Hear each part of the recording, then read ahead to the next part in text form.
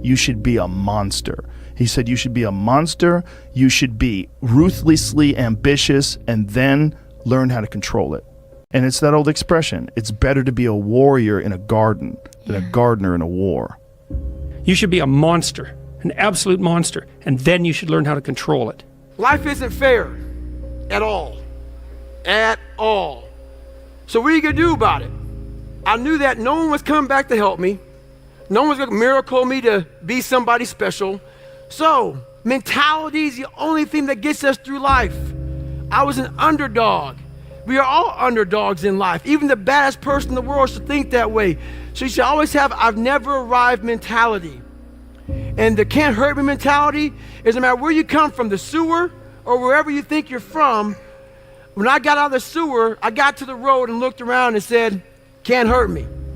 Nothing should be able to hurt you. If you believe that, it starts to become true. You're a man. You are a man.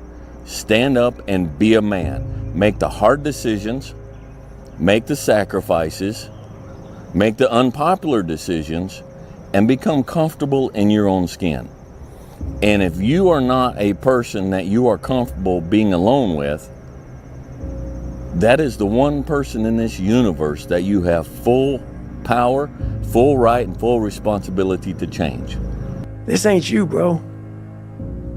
This ain't you. You weren't born like this. You're lazy. You know exactly what to do. Exactly what to do. Because even me, in my state of, I can't read and write, I knew exactly what to do. It just sucks doing it. It sucks to do it. Because no matter how much you improve, no matter how much you change who you are, it's not permanent. You don't just wake up and say, oh my God, man, you're David Goggins, you break records, you do this, you do that. People want to know, how are you able to just be so hard? Because I never turned the fucking thing off. Because once it turns off, I go right back to the David Goggins that is. And that's the guy that I'm constantly fighting every day. And it's a choice. And that choice makes you misunderstood. It makes you crazy. It's time to stay focused. It's time to decide, fuck clubs, fuck partying, fuck trying to fit in and socialize, rub elbows with everybody so people can stop calling you weird. Why are you so antisocial? Because I'm trying to get it. Why are you staying on the basketball court so much? Because I'm trying to get it. Why are you out there practicing in the hot sun when ain't nobody else out there? Because I'm trying to get it. Why are you not clubbing? Like every time I text you and invite you to go do something fun and cool, you always studying? Because I'm trying to get it. Let me tell you something, homie. These women ain't going nowhere. These clubs, these parties, all this shit ain't going nowhere. The more weird you are is a reflection of how committed you are to focusing on your shit, molding and shaping and developing your ideas and your craft so that when it's time for you to make your rounds, you gonna fly. Be the guy who embraces the ugly, the miserable. Be the guy who embraces hard work, the grind. Don't be afraid of being hurt. Don't be afraid of sacrificing some blood. And I dedicated this fight. I wasn't going to fight. I dedicated this fight to him. I was going to rip his heart out. I'm the best ever. I'm the most brutal and vicious and most ruthless champion there's ever been. There's no one can stop me. Lynx is a conqueror. No, I'm Alexander. He's no Alexander. I'm the best ever. There's never been anybody as ruthless. I'm Sonny Liston. I'm Jack Dempsey. There's no one like me. I'm from Nairclaw. There's no one that can match me. My style is impetuous. My defense is impregnable. And I'm just ferocious. I want your heart. I want to eat his children. Praise be to Allah. There's a moment when every boy realizes no one's coming to save him. And that's when he becomes a man. And some boys never get there and stay children forever. People only root for people who don't need it. Like the amount of times when I was on my lonely path where I was too different from the friends that I had, but not successful enough to be friends with the people that I wanted to be friends with. That's when you want people to root for you. That's when you want people to support you. Once you've already won, people are like, he's amazing, he's so good. But like, that's the time when you need it the least. And so you always have to be the person who roots for you before everyone else does. And it's usually a single clap in the auditorium for a very long period of time. It is a slow clap that's just you rooting for you. And that visual, I think, is one that you can kind of take, because it is... People struggle to do things alone. And the path of the exceptional person is one of an exception, which means that you are not with other people. And rather than fighting that or bemoaning it, see it as an indicator that you're on the right path. Because if everyone else were cheering you on, then it means you're not in the right place, because it means you're just like everyone else, and that's not where you want to be. When do you become a man? When you get a driver's license? Like, what do we do? You're 16, we give you a driver's license. Okay, well, like, you get a job? Mm-hmm. Like, when do you become a man? Mm-hmm. You become a man when you become responsible for other people. And part of that is taking accountability. Yep. And so, like, I'm very new to this being a man thing, and I'm still not there, and I'm on a path. But I didn't have no, like, I grew up in a culture that told me going to war made you a man. Going to prison, coming back makes you a man. Making $1 million makes you a man, you know, and it doesn't. And you don't know it till you've done all these things and realize, damn, I'm still a little fucking boy. Those I can't catch a break guys, get them the fuck away from me. I can't be around those guys. I don't want to hear that shit. I don't want to hear that shit. I don't buy it. Because everybody has bad breaks. Yeah. I've had a shit ton of bad breaks. But you know what I did? I stayed up. Yeah. And I thought through it. And I figured out what the fuck I did wrong. And then I went back.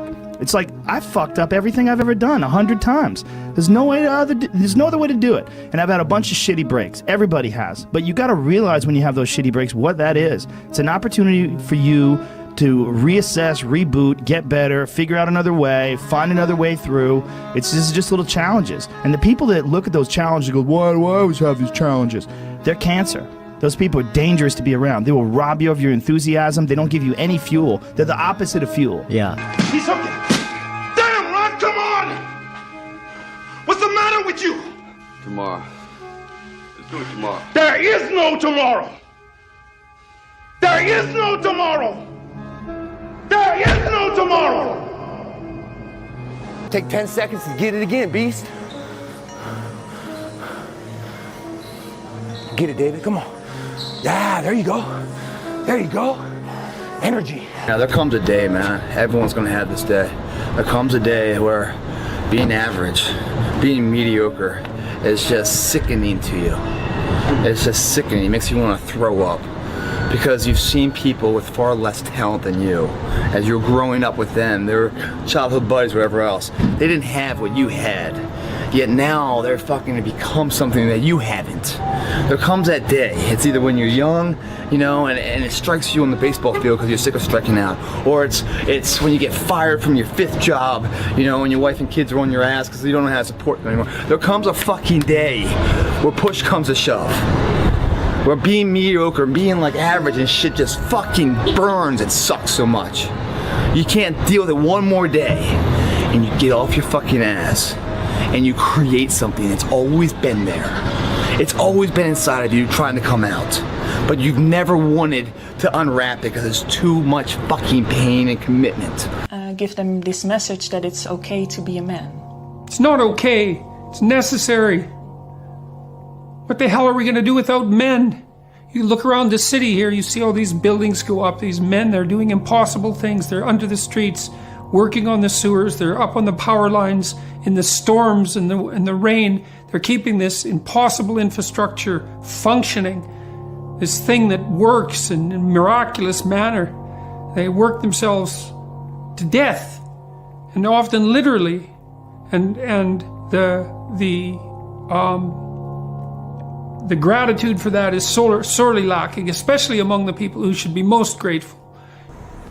Be a dangerous man. Now, being dangerous is not being a threat. They're two different things. All right? And it's not about going out and lifting weights and getting a bunch of tattoos and wearing leather jackets and walking around with your chest and shoulders up, hulking around saying, I'm dangerous. That's very rarely is that a dangerous man. Often the most dangerous man in the room is the quietest man in the room. Do you fear anybody? No. No. If you're willing to fight me, we can fight, no problem. Come and try me, anyone. Hard times create hard men.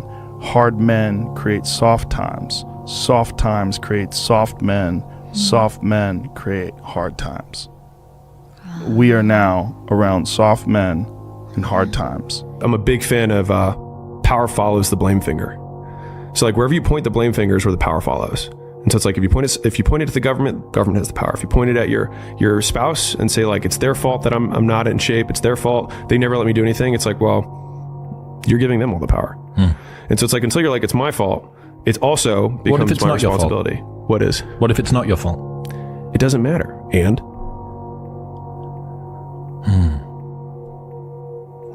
like I can't run marathons because I lost my leg at birth.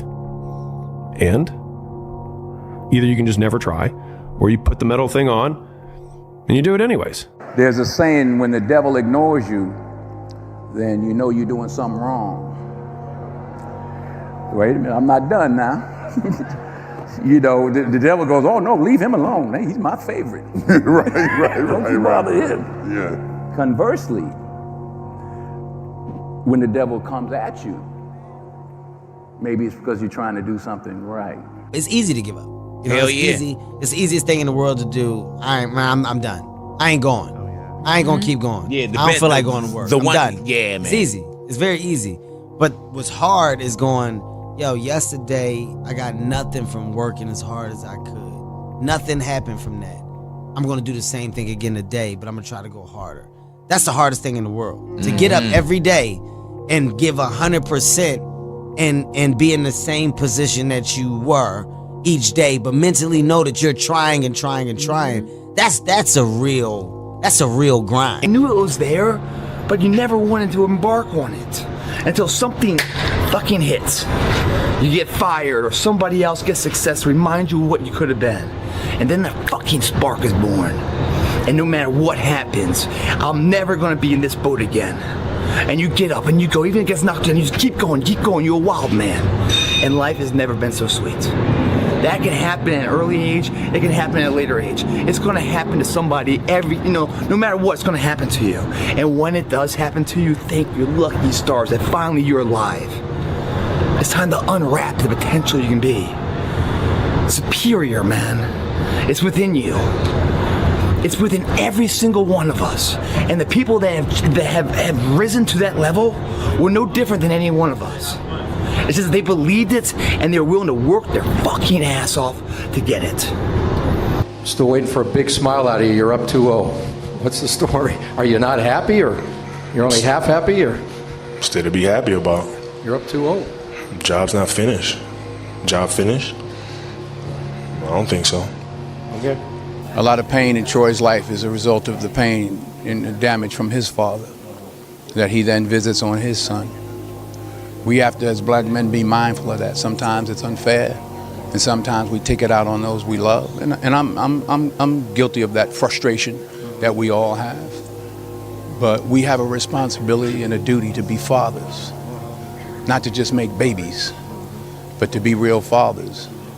And you can't expect any good to come to you if you don't visit any good on your son or your daughter. So, be a man. Congratulations. You achieved failure. Failure has been achieved, thank God. Now, the only place to go from failure is to win. You have to achieve failure. You have to take it that far. Nobody wants to go that far. It's too scary. But you know something? I got news for you. That's where winning is. It always has been. So, what do you tell disagreeable boys? There's nothing that makes you more formidable than verbal competence, than being able to articulate, be able to think, to marshal your arguments, right? It's a battlefield metaphor. Get everything in order. Get all your information straight. To marshal your forces. Sun don't stop for nobody, man. Sun don't fucking stop. Sun gonna be up in the morning regardless.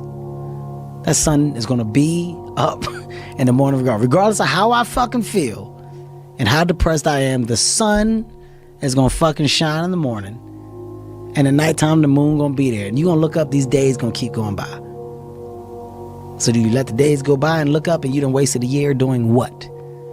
Or do you just pick it up? All right, well, gotta figure it out. Made some mistakes. Life goes on. Let me figure out life from this point. I'm a life goes on type of guy. I'm obsessed with finding myself now after and not having to prove anything to anybody other than myself and my family, you know? But really myself. And realizing that is enough. You know what I'm saying? Like that, like giving your best is enough.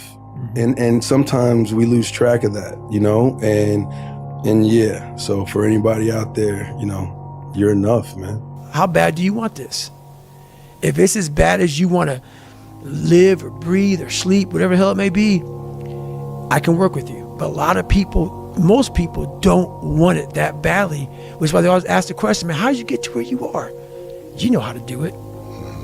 You know exactly how to be you or how to be me. You don't want to do it. So I can't make you do it. I'd say one of the strongest mental frames that has gotten me through my hardest times is thinking this will be the story that I will one day tell. And that means the harder it is, the bigger the dragon, the more epic the story, and by consequence, the more epic the hero. Like, I want to see what you do when you're tired. Let me see how you push yourself. Come on, man. Get up. Get up again tomorrow. Get up again tomorrow. Get up again tomorrow. The next day. Get up. Get up. Get up. Get up. Keep going. How long can you maintain a positive attitude? There's no hacks, bro. It's you against you. You against you. And if you misunderstand that, you have a real problem. You wake up, right to work. Immediately your mind is in action. No one wants to do that. No one. And I don't blame them. But don't be mad when you're laying there in your fucking bed and you're in the fucking hospital and you're 70, 80, 90 years old and you're thinking, man, I feel like I didn't fucking do something. Because you did. You didn't do it. You didn't do shit. You may have lived a great life, man, but you're always gonna feel empty inside. I don't feel empty. The life you want is on the other side of a few hard conversations, and you're living a life you hate because you're too afraid to have them. I think about that a lot. I'm going to have setbacks, I know. But if I'm feeling bad, that doesn't mean I'm doing bad. That doesn't mean I am bad. That doesn't mean that I can't still take some action. Because, yeah, nothing changes and nothing changes, man.